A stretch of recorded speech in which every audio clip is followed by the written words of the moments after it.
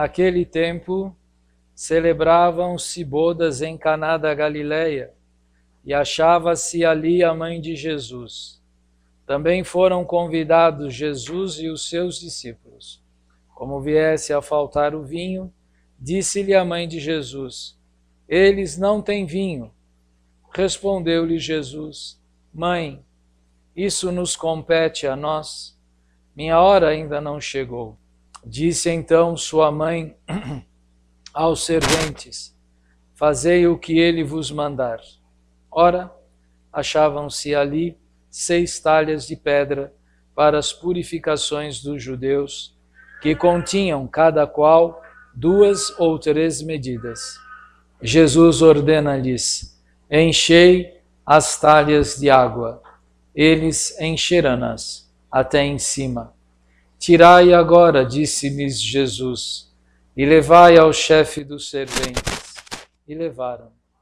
Logo que o chefe dos serventes provou da água tornada vinho, não sabendo de onde era, se bem que o soubessem os serventes, pois tinham tirado a água, chamou o esposo e disse-lhe: é costume servir primeiro o vinho bom, e depois, quando os convidados já estão quase embriagados, servir o menos bom. Mas tu guardaste o vinho melhor até agora. Este foi o primeiro milagre de Jesus. Realizou-o em Caná da Galileia, manifestou a sua glória, e os seus discípulos creram nele. Per Evangelho. Em nome do Pai, e do Filho, e do Espírito Santo. Amém. Meus caríssimos irmãos, em nosso Senhor Jesus Cristo, na forma extraordinária do rito romano, o primeiro domingo depois da Epifania pode coincidir com o domingo da Sagrada Família, como de fato ocorreu domingo passado. E nós ali pudemos refletir uma série de virtudes que são necessárias para a vida social. E a primeira vida social é a vida familiar. E hoje, novamente, a Igreja nos propõe, na leitura do Evangelho de São João, as bodas, conhecida como Evangelho das bodas de Caná da Galileia, onde Jesus e sua mãe e os apóstolos foram convidados para a festa de um casamento. O que pressupõe, não é, que havia com certeza uma amizade, uma afinidade entre os noivos e Jesus e Nossa Senhora. Podiam ser até parentes distantes ou grandes amigos. Numa série muito interessante que anda aí pela internet, chama The Chosen, não é? Eu assisti. Esse episódio é muito bonito, que dá a impressão que Nossa Senhora era amiga da mãe do jovem que ia se casar. Ela até chega antes do dia do casamento. Ela vai ajudar, não é, a preparação da festa. Por que não imaginar isso? Não é? Não está nada contra a leitura do Evangelho que pressupõe isso, deixa pressuposto. Mas o que importa para nós agora é ver que Nossa Senhora estava a par do que estava acontecendo na festa. Olha, dificilmente um convidado, e aqui todo mundo aqui já foi em diversos casamentos, eu também já fui em vários aqui, vários que eu celebrei. Eu nunca vi um convidado indo lá na cozinha, aí ó, vim aqui, como é que tá as coisas aqui, não é? A não ser a sogra, a nora, não é? A cunhada, gente muito próxima que vai, não é, dar esse tipo de ajuda. Os outros convidados ficam na mesa, o que tem come, se não tem não come, e se ninguém vai reclamar de nada. Isso é o certo. Mas Nossa Senhora estava atenta a isto. Então significava que ela tinha uma intimidade com aquela família. E quando ela percebeu que acabou o vinho, ela vai junto a Jesus. E Jesus dá a ela uma resposta misteriosa. Porque ele fala: mãe, o que nós temos a ver com isso? Nós somos convidados. A minha hora ainda não chegou. Será que Nossa Senhora entendeu tudo que Jesus quis dizer? Se ela entendeu tudo, ela ia sentar do lado de Jesus e falar: tá bom, então, você não chegou a sua hora, não falo mais nada. Ou será que Nosso Senhor falou isso para prová-la? Dizendo: bem, da outra vez que a senhora veio falar alguma coisa comigo, eu respondi: a senhora não sabe que eu devo cuidar das coisas do meu pai? E ela não respondeu nada, só ficou refletindo. E o que Jesus fez? Voltou com eles para casa e lhes era obediente. O que fez Nossa Senhora? Não respondeu nada. Chamou os empregados e falou: vão lá e faça o que ele mandar. Deu ordens. Nossa, imagina você numa festa de casamento, dá ordem para o pessoal do buffet. Alguém vai escutar? A não ser que seja uma pessoa que tinha muita intimidade naquela casa. Fosse realmente muito amiga da mãe dos noivos.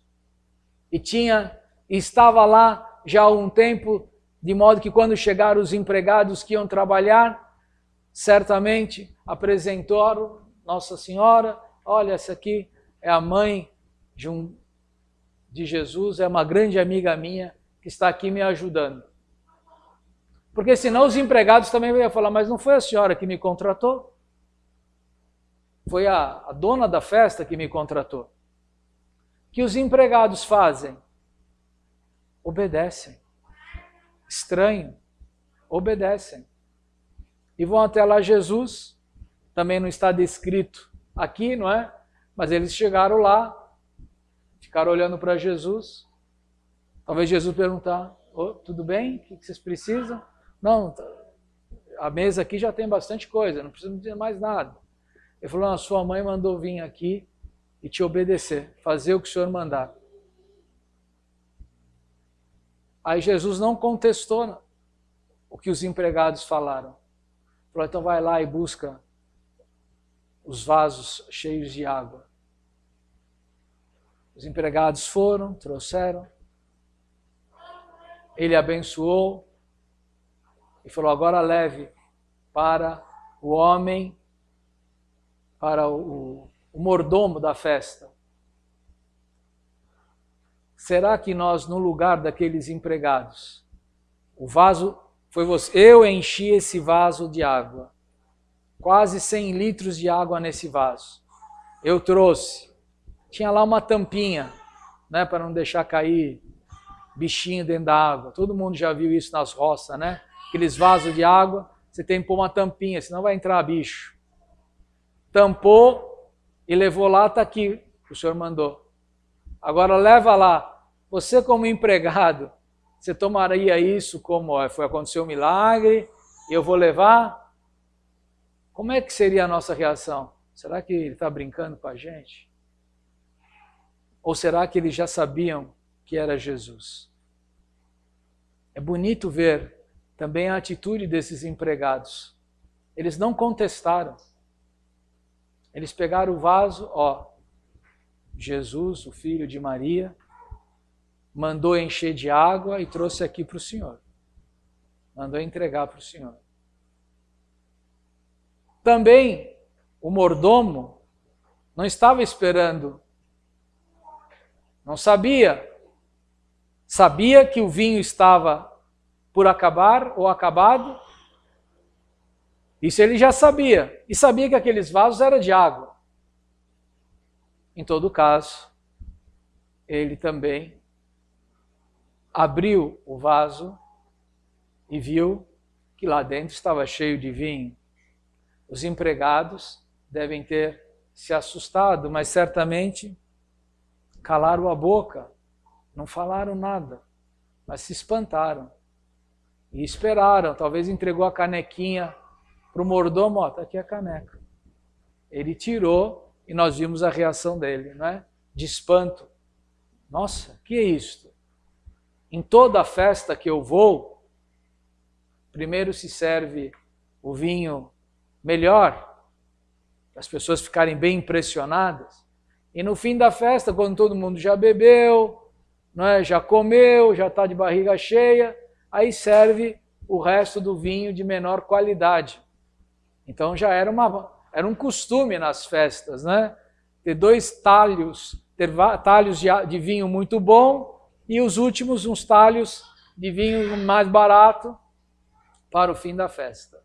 E ele espanta dizendo: vocês guardaram o vinho melhor para o final da festa.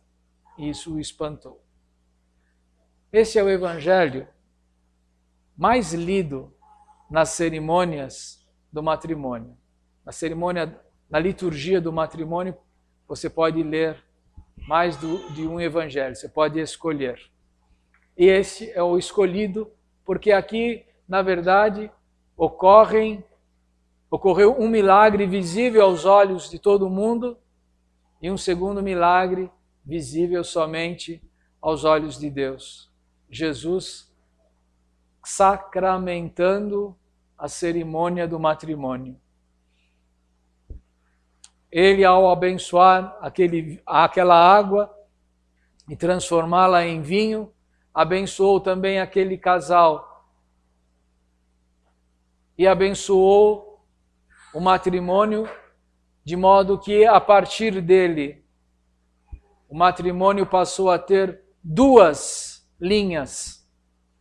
A primeira, para aqueles que levam uma vida ainda no paganismo. O matrimônio do direito natural, ou seja, Deus criou homem, homem e mulher, mulher. E com uma alma humana, com a mesma dignidade, mas com características, com singularidades próprias. Por isso que nós falamos o sexo masculino, o sexo feminino, porque não é apenas a disposição física do masculino e do feminino, mas é o conjunto, não é? O ser humano masculino, o ser humano feminino. São propriedades, não é? Próprias dadas por Deus. E Deus colocou na natureza do homem e da mulher uma atração natural, que nós chamamos também de apetite. Essa atração natural pode variar, pode ser muito grande, pode ser pequena, mas ela existe. E esta união, essa atração gera uma união. Esta união tem duas finalidades muito ligadas uma à outra: a ajuda mútua. A ajuda mútua aqui implica ajudar-se tanto no corpo quanto na alma. Se a mulher precisa da força do braço masculino, o homem precisa da delicadeza do braço feminino. Se a mulher precisa de um rosto forte para poder caçar a fera que está no mato, o homem precisa de um rosto bonito para sentir-se recompensado pelo trabalho que teve. E aí a gente vai encontrar 1001 valores que o homem tem, a mulher não tem, que a mulher tem, o homem não tem, mas quando se associam, passam a ter os dois. Porque passam a ser uma família. E isso vale para o direito natural. Vão se ajudar mutuamente. E vão se reproduzir. O homem não pode procriar sozinho, nem a mulher pode procriar sozinha. Não há essa possibilidade. A mulher traz dentro de si o útero, o homem traz dentro dele a semente que, unida ao útero, pode dar vida a uma nova criatura. E isso faz parte da vida natural. Em qualquer lugar que você for, existem sociedades mais e menos avançadas que compreenderam e refletiram sobre, não é, estas leis da natureza. Quando Jesus instituiu o sacramento do matrimônio, ele colocou algo a mais que transformou o matrimônio cristão numa coisa, num grau superior ao matrimônio natural que não dá para comparar. De modo que a gente diz que é realmente bem diferente. O matrimônio sacramento, ele é realizado entre o homem, a mulher e Deus. Tem uma terceira pessoa no matrimônio. O mundo, para blasfemar, não é? Muitas vezes falam de relações entre três pessoas, mas como se fosse uma desordem, não é? Uma coisa horrorosa, não é? A aceitação disso numa sociedade em que um homem se une a duas mulheres ou duas mulheres se unem a um homem, como se fosse uma coisa normal. Isso é um bacanal, né? Uma orgia, né? Que ofende a dignidade de qualquer pessoa. Qualquer homem, qualquer mulher, não é, que entrasse numa situação dessa, certamente se sentiria, com o passar do tempo, um lixo. Por isso que a poligamia, não é, ou a bigamia, é uma coisa desordenada. Mesmo o direito natural, se vai se perceber com a reflexão que isso não funciona. Mas aqui a terceira pessoa é Deus. E por isso Deus sacraliza, torna sagrado toda a ação matrimonial. Não é escândalo nenhum dizer, pelo contrário, o lugar mais sagrado de uma casa, da sua casa, de você que é casado, o lugar mais sagrado não é a sala, é o quarto do casal. Pois é lá que Deus santifica todas as ações do casal. Desde as ações que exigem a união física, até as sensações e sentimentos de alegria e de tristeza. É lá no quarto do casal que eles choram, que eles riem, que eles se perdoam, que eles até brigam, ou se desentendem, não é? Mas é lá também, lá de dentro que nasceram, surgiram, brotaram as crianças, e portanto é lá um lugar mais sagrado que pode ter. Por isso é um lugar que não pode ser profanado. Não se pode ter um quarto de casal católico sem uma imagem, não é, de Jesus Cristo, uma imagem de Nossa Senhora, para deixar bem claro, aqui é um lugar sagrado. Tudo isto vem para nos fazer refletir sobre o grande valor do matrimônio. Mas o matrimônio é um estágio final de uma vocação que brotou já desde o batismo. E esta vocação matrimonial, junto com a vocação sacerdotal, são elas que mantêm viva a fé. Alguém vai dizer, não, padre, o importante é ter sacerdotes. Padre é mais importante. E de onde vão nascer os padres? Eles vão brotar do céu? Deus vai criar padres que não têm mãe, que não têm pai? Isso não existe. Não é? Ora, os sacerdotes têm de brotar de homens e mulheres. Mas pode ser um homem qualquer. Existem padres que nasceram, tiveram pais que não foram católicos? Tem. Mas isso é o normal da história da igreja? Não. O normal é um rapaz nascer numa família católica e dentro dela vai ficar muito mais fácil o despertar da vocação sacerdotal. Essa vocação já nasce com ele, mas com o passar do tempo, Deus vai iluminando esta criança.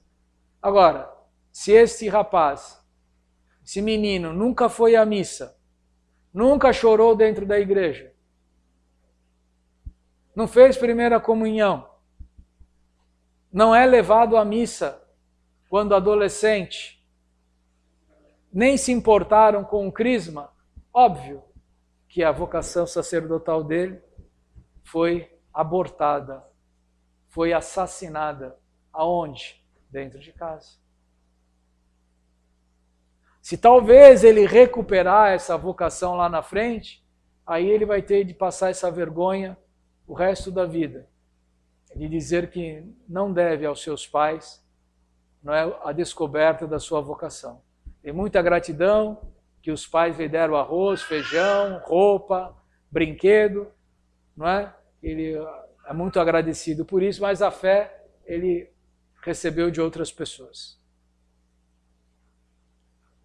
É dentro da família que vão também brotar outras famílias. Eu não me canso de dizer aos jovens, olha, um dia você vai ter de contar para sua filha como foi seu namoro.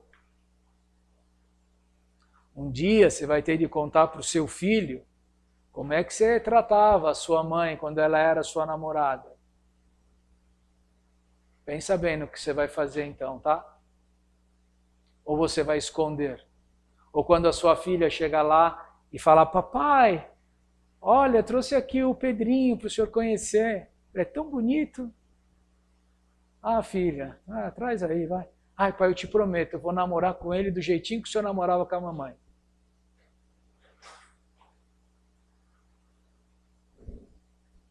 Cada um que reflita. Mas que você vai ter de passar por essa situação, vai. Talvez você tenha de dizer naquela hora, filho, olha, não precisa imitar tudo, não. Teve algumas coisas que não é bom você imitar. Talvez meu pai não me falou, minha mãe não me advertiu, mas agora eu vou te advertir. Ó, leva eu sempre com você quando você for namorar, só isso. Ah, pai, mas você vai comigo? Não, basta você pensar que tudo que eu vou fazer, eu faria com o meu pai na minha frente. E se meu pai não estiver na minha frente, eu não faço. Se eu não tiver coragem de fazer na presença do meu pai, na presença da minha mãe, na presença da sua mãe, eu não faço. Pronto, vai dar tudo certo. Uma hora a gente tem de corrigir os erros. Mas não resta dúvida que hoje em dia, graças a Deus, nós já temos muitas famílias católicas que estão voltando à vida católica dentro da igreja. Mas é preciso estimular o namoro cristão. Não pode a mãe querer que o filho fique amarrado à sua saia até os 50 anos. Não. Chega uma hora que você tem que dar vai para lá, se vira. Vai trabalhar. Vai estudar. Não é?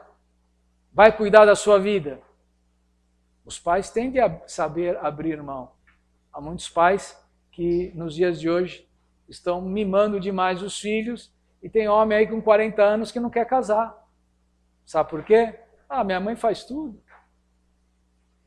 Fim de semana vai para onde ele bem entende, sai com qualquer...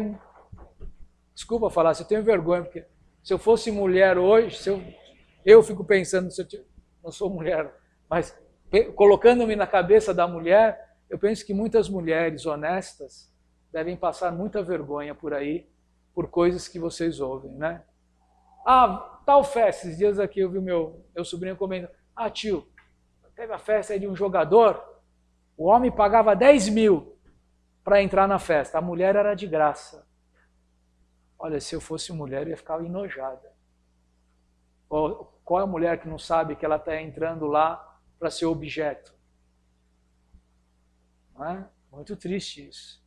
Não, eu não tenho preço. Imagina um negócio desse. Então tem muitas situações que a gente vê que deveriam envergonhar a mulher. Não é? E uma mulher honesta, então tem de pensar nisso. Um rapaz honesto tem de pensar nisto. E deve procurar alimentar a vocação desde jovem, adolescente, porque é durante a adolescência que Deus revela para nós a nossa vocação. A maioria de vocês que são casados hoje, não é? Quando tinha 15, 16 anos, já sabia o que queria. E também a maioria das pessoas, dos rapazes católicos, que tiveram uma juventude católica, aos 16, 17 anos, já também estava bem consciente do que queria.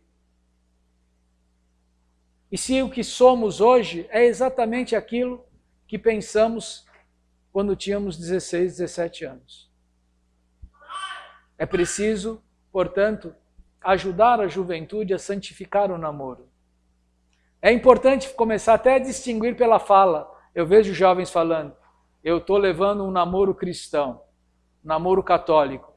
Por que tem de falar assim? Porque quando você fala, eu estou namorando, as pessoas logo imaginam aquelas cenas de filmes, de novelas, de propagandas que transformam o namoro numa sessão de orgia ou num filme pornográfico.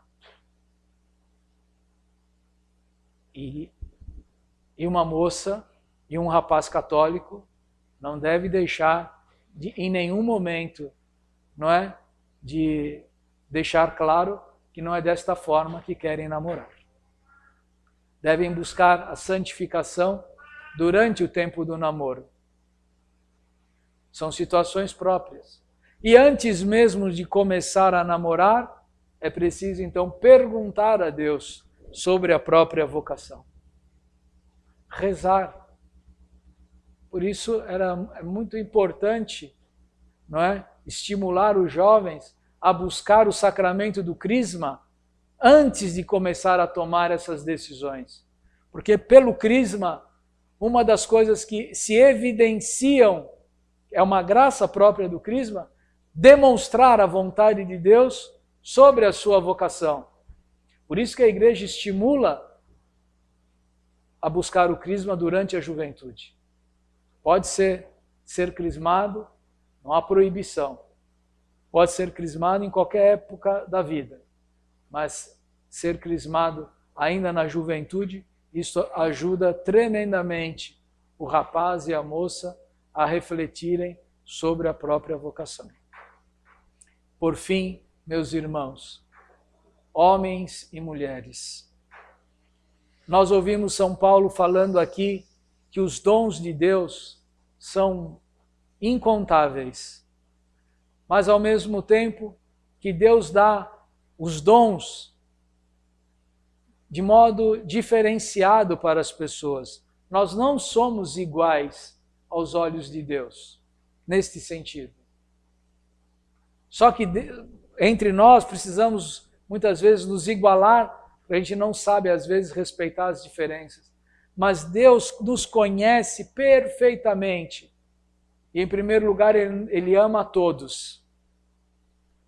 Com um amor que não vai me levar a ter inveja do amor que ele tem por Nossa Senhora. Porque não me falta nada. Eu não preciso falar, estou com inveja de Nossa Senhora, que eu queria ser amado por Deus como Nossa Senhora foi. Não se preocupe. Do jeito que Deus te ama, te é mais do que suficiente. Mas para cada homem, para cada ser humano, Deus dá uma própria vocação, um próprio talento, determinados dons que servem para fazer o bem. Mas este bem é o outro. O dom da cura, por exemplo, muitos sacerdotes têm, leigos têm, não é? Eles curam os outros, mas não curam a si mesmos. Esse dom é para o exercício do outro. É para o bem do outro. E por isso, nós precisamos, já antes de iniciar o namoro, já antes de pensar em ser padre, buscar descobrir os dons que Deus lhe deu e colocá-los em uso e em benefício dos outros, e não para tirar proveito para si mesmo.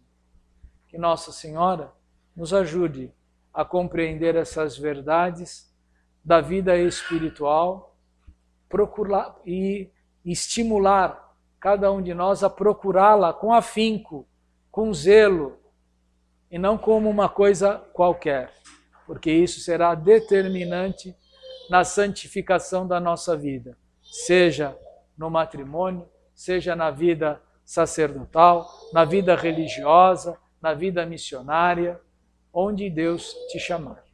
Em nome do Pai, e do Filho, e do Espírito Santo. Amém. Ave Maria, cheia de graça, o Senhor é convosco. Bendita sois vós entre as mulheres, e bendito é o fruto do vosso ventre, Jesus. Santa Maria, Mãe de Deus, rogai por nós, pecadores, agora e na hora da nossa morte. Amém. In nome del Padre, del Figliolo e dello Spirito Santo, e così sia. Sia lodato Gesù e Maria, e buonanotte a tutti.